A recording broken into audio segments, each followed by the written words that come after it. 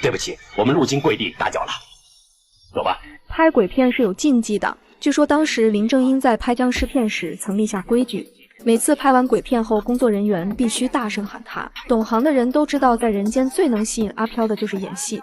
大声的喊卡就是为了告诉对方这仅仅是在演戏，否则阿飘就会把演员带到他们的世界去。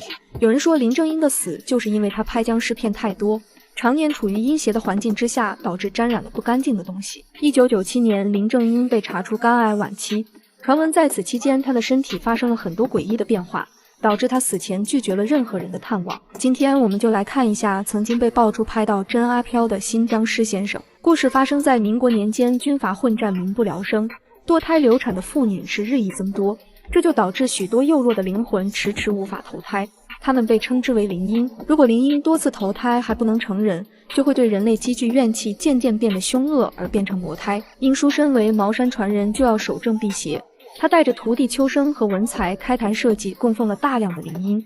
平时秋生和文才总是偷懒欺骗善良的灵婴，替他们干活。这次他俩被灵婴识破，得到了应有的惩罚。一旁的殷书求情，才放过两人。够了，可而止。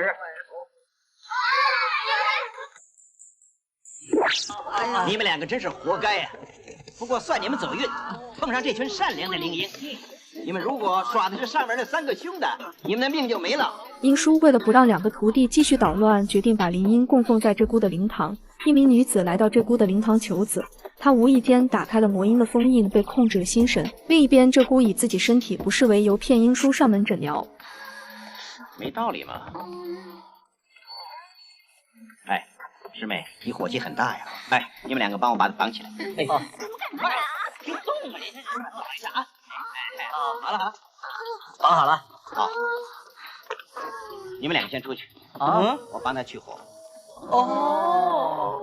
殷书帮鹧鸪驱完火以后，害得自己吐了3天3夜。此时，殷书初恋的妹妹找上了门，原来是殷书初恋的老公得了怪病。殷书念及旧情，表演了一个1秒变装，带着2个徒弟上了门。殷书看到阿威的脖子，就知道他是中了尸毒。阿威热情地招待了3人一顿海鲜大餐。在吃饭时，殷书询问：对了，大帅，最近有什么红白喜事吗？哦，我的母猪死了，我的公猪守寡，还有半年前我老爸死了。葬在哪里？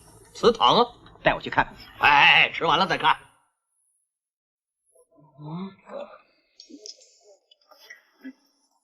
师傅，好不好吃啊？师傅，那块东西是不是很好吃啊？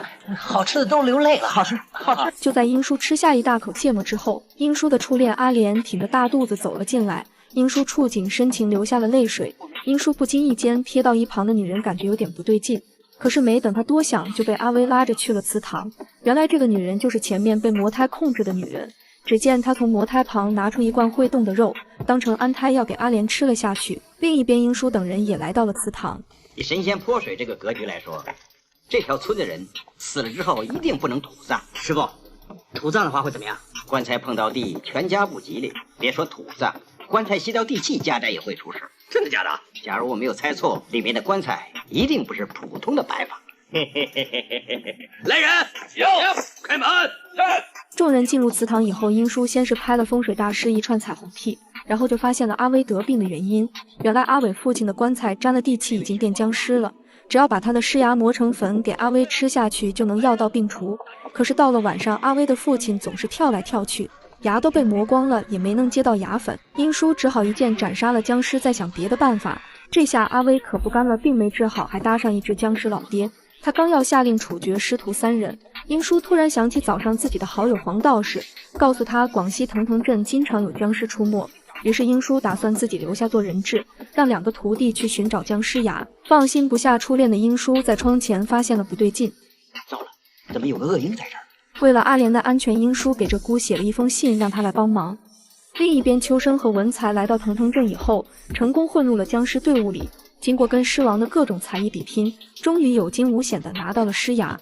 而鹧鸪和聂英在赶路的时候遇到了怪事，只见他们前方出现一支诡异的送亲队伍，而后方却出现一支白色的送葬队伍。据说林正英就是在拍这段戏时发现了剧组中混入真的阿飘，从此以后30年都没有剧组再敢拍摄红白撞煞的片段。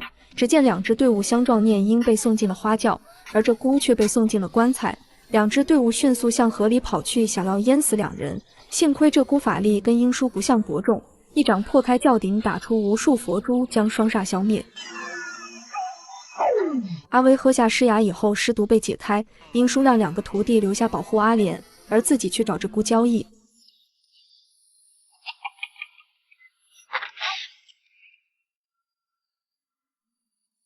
你以后怎么安置我呀？我没脸见人。哼，我不是一个不负责任的人啊。完成交易以后，英叔和鹧鸪在大帅府外建立了一个简易的游乐园，并把他们供奉的灵婴全部带了过来。英叔和鹧鸪在一旁舞狮吸引魔胎，因为阿飘都喜欢看戏，魔胎也不例外，很快就被吸引了过来。英叔和鹧鸪趁机抓住了魔胎，可他们没想到被控制的女人突然出现，救走了魔胎，并且为了拖延时间，让魔胎出生女人选择自爆。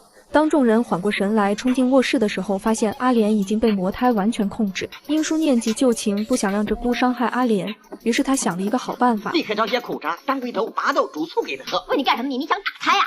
大肚婆最爱喝醋了，魔胎就快要出生了，我们弄点最阴最寒的药给他。大肚婆喝了之后，魔胎就会虚弱，我们就趁这个机会除此大患。可就在众人准备熬醋的时候，被抢了僵尸牙的僵尸找上门来了。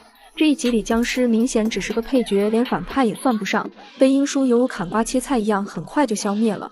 魔胎想要趁机逃跑，被英叔制住，可是他赖在阿莲的肚子里不肯出来。英叔在他肚子上画了一道符，想要把他强行拉出来，可是刚拉了一半就被挣脱逃跑了。这下英叔也急眼了，直接把阿莲按在水里要溺死他，直到阿莲蹬了腿，魔胎才放弃了他的身体。众人看魔胎走了，急忙把阿莲抬进屋进行急救，幸亏没有超过溺水的黄金抢救期。阿莲成功被救醒，鹧鸪挑选了一个最小的灵婴投胎到了阿莲的肚子里。最后你不要问我魔胎去哪里了，因为我也不知道。另外喜欢此类影片的就给个关注吧。